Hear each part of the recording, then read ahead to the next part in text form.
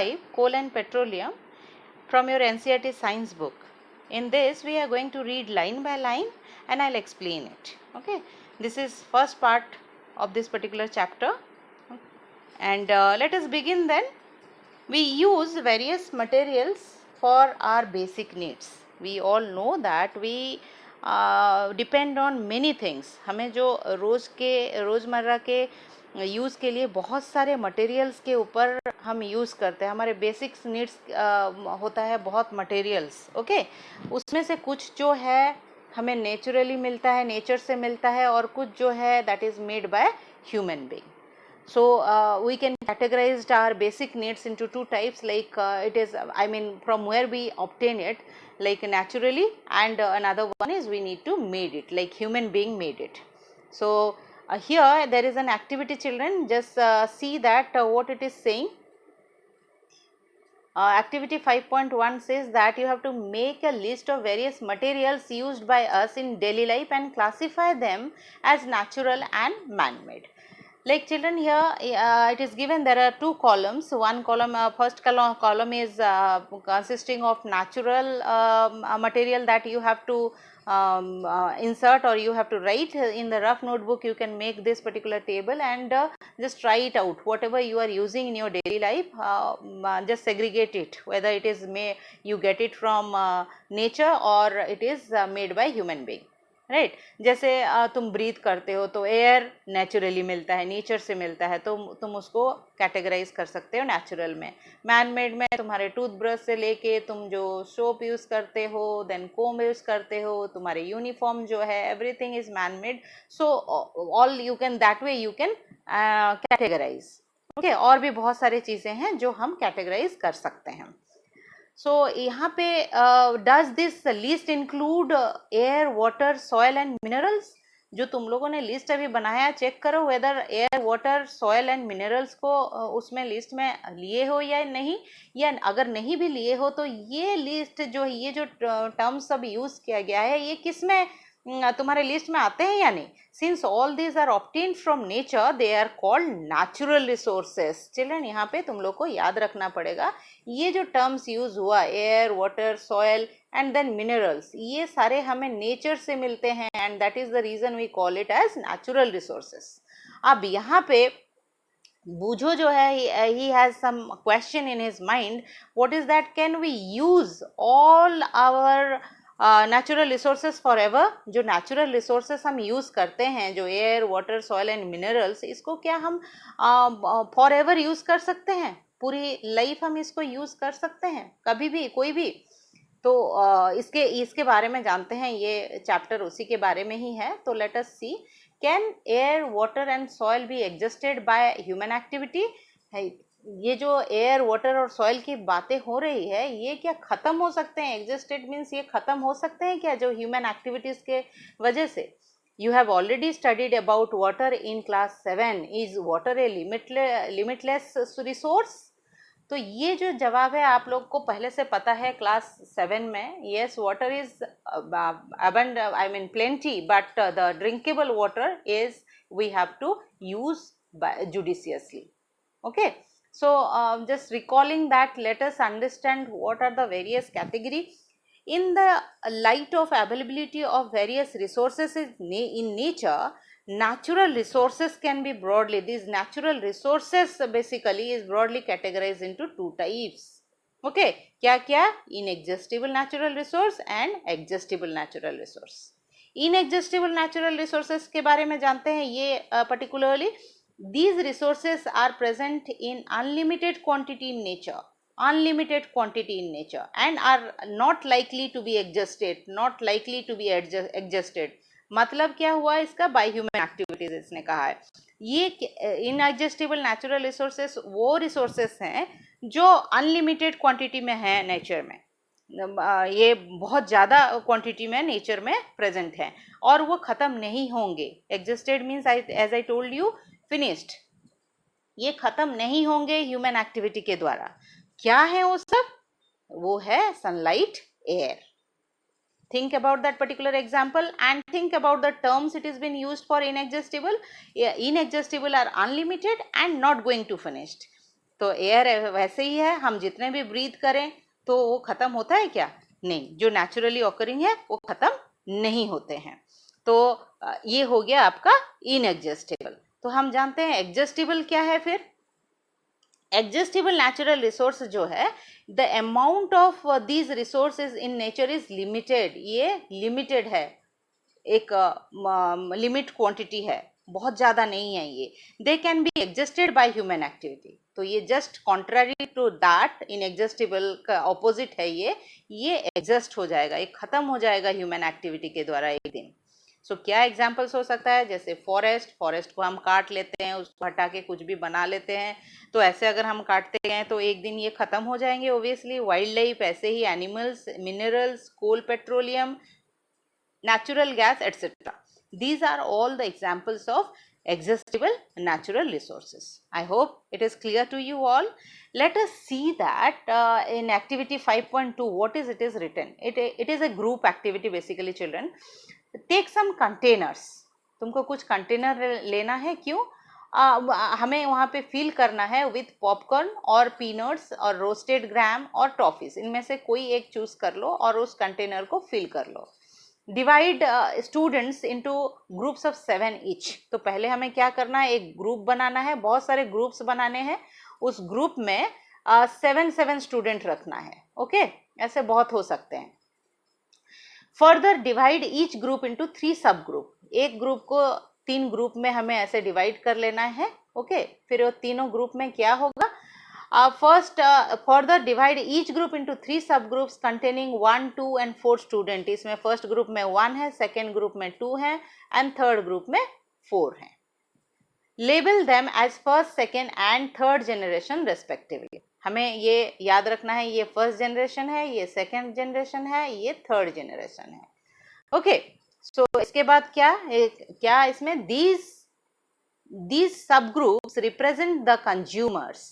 Okay, तो ये जो कंज्यूमर्स मतलब ये जो खाने वाले हैं, कंटेनर में जो चीजें हमने रखा है, सपोज मान लो यहाँ पे हमने टॉफी रखी है, तो ये जो ग्रुप हमने बनाया है ये सब उसको खाएंगे।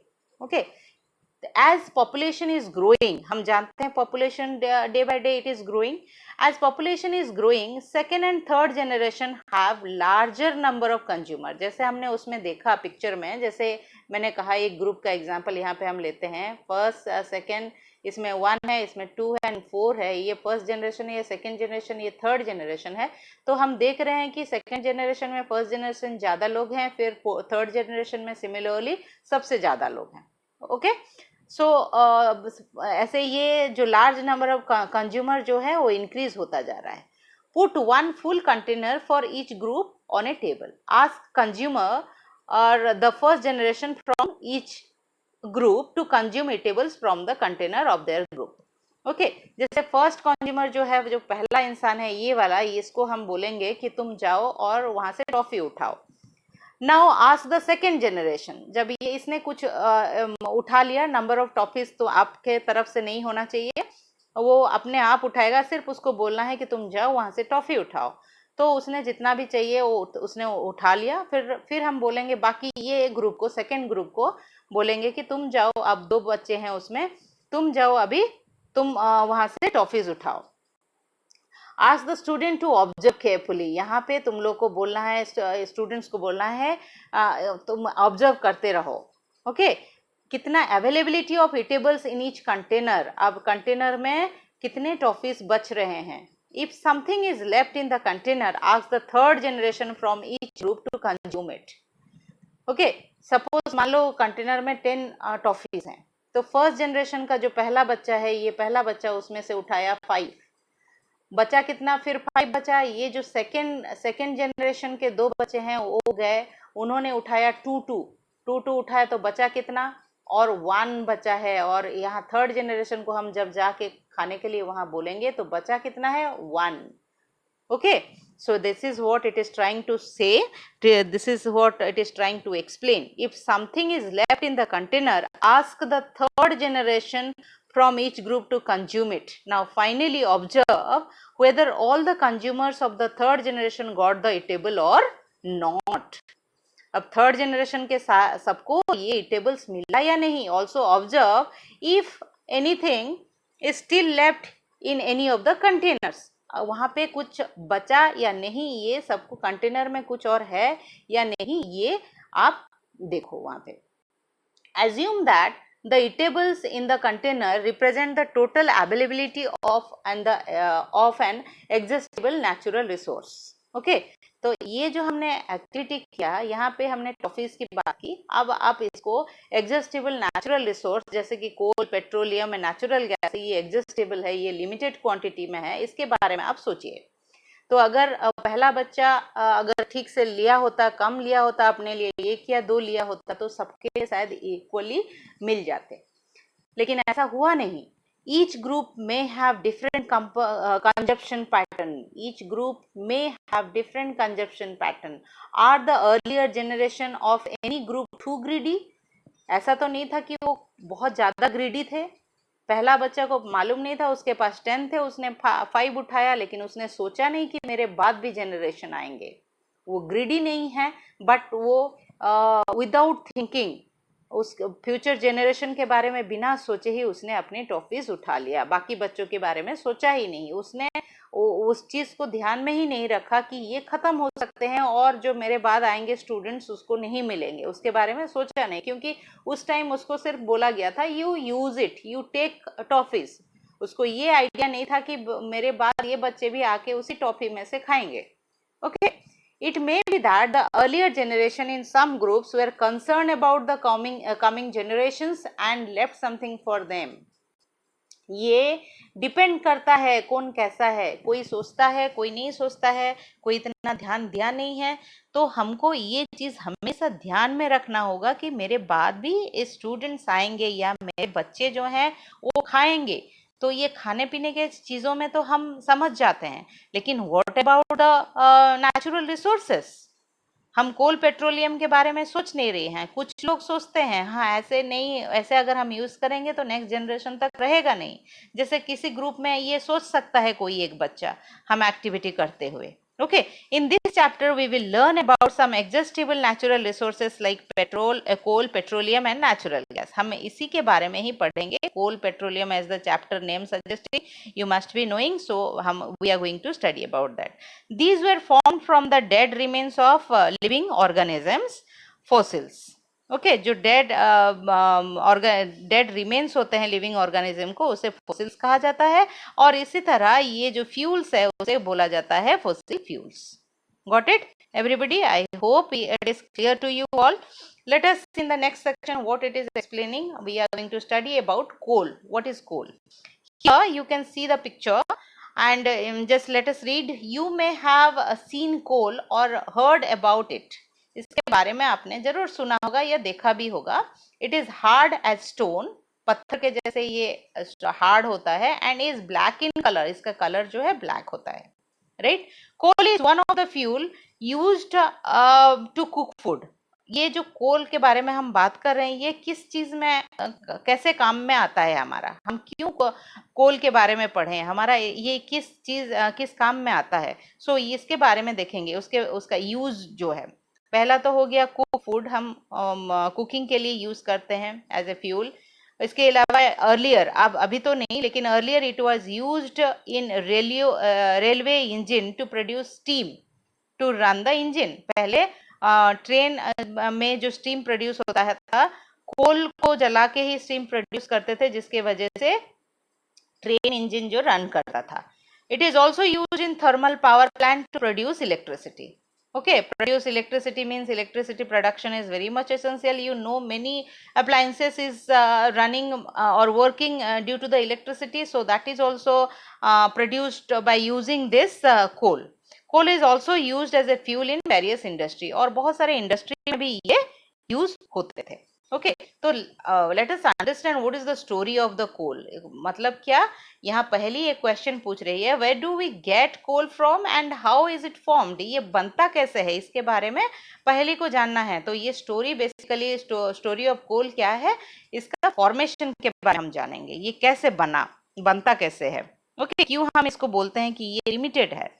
Let us understand. About 300 million years ago, the earth had dense forest in low-lying wetland areas. 300 million year ago क्या बहुत डेंस फॉरेस्ट हुआ करता था, but due to natural processes like flooding this forest get buried under the soil. Natural calamities तो आते ही हैं, उसमें से एक है फ्लड या अर्थक्वेक या जो भी, उस वजह से क्या हुआ, ये फॉरेस्ट जो है बरीड हो गया, मतलब दब गया, मिट्टी के नीचे दब गया. As more soil deposited over them they were compressed. Time to time क्या होगा, सॉइल डिपोजिट होगा, टाइम पीरियड के साथ उसके ऊपर एक एक लेयर सॉइल के आते जाएंगे. ओके, तो उसमें क्या हुआ, ये जो फॉरेस्ट जो दबा था वो कंप्रेस्ड होता गया. The temperature is also rose as they sank deeper and deeper. जैसे जैसे ये फॉरेस्ट जो है, डेड प्लांट्स जो है मूव करते गए डिपर इनसाइड, वो टेम्परेचर भी बढ़ता गया, क्योंकि हमें पता है अर्थ के जितना नीचे जाएंगे टेम्परेचर इंक्रीज करता है. सो क्या हुआ, under high pressure and high temperature dead plants got slowly converted into coal. और कोल क्या है, coal contains mainly carbon. The slow process of conversion of dead vegetation मतलब यहाँ क्या, ये है तुम्हारे plant, into coal is known as carbonisation. So carbonisation process है कोल बनने के, और कोल बनता कैसे है, under high temperature and pressure the slow conversion of dead vegetation into coal is known as carbonization. Dead vegetation से कोल बनता है और ये प्रोसेस जो है कार्बोनाइजेशन कहा जाता है इसको. एंड ये कंडीशंस क्या है, under high temperature and pressure slowly convert होता है. Okay, since it was formed from the remain of the vegetation मतलब यहाँ क्या, plants, coal is also called the fossil fuel, इसीलिए कोल को फॉसिल फ्यूल कहा जाता है. A coal mine is shown just below it. You will see the picture. So ये इसके बारे में सारे क्वेश्चंस, बहुत सारे क्वेश्चंस इसमें से बन सकते हैं. सी दिस क्वेश्चंस जो मैंने दिखाया है और उसको ट्राई करो आंसर करने की. Any doubt in those particular questions then you just write it down in the comment section. Okay, अभी देखते हैं कोल माइन कैसा दिखता है. ये कोल माइन का पिक्चर है. Look at it very carefully. When heated in air, coal burns and produces mainly carbon dioxide gas. तो कोल को जब हम हीट करते हैं तो कोल जब बर्न करते हैं बेसिकली ये कार्बन डाइऑक्साइड गैस प्रोड्यूस करता है. Okay, coal is processed in industry to get some useful product such as coke, coal tar and coal gas. Children, इसके बारे में हम पढ़ेंगे इन द नेक्स्ट वीडियो. तो ये जो यूजफुल प्रोडक्ट है, कोल से हमें और भी यूजफुल प्रोडक्ट्स मिलते हैं जो हमारे काम में आते हैं, इसीलिए ये बहुत ज्यादा इंपॉर्टेंट है. Okay, so all the questions you try it out, read again line by line from your NCERT science book, and till then, bye bye, see you in the next video.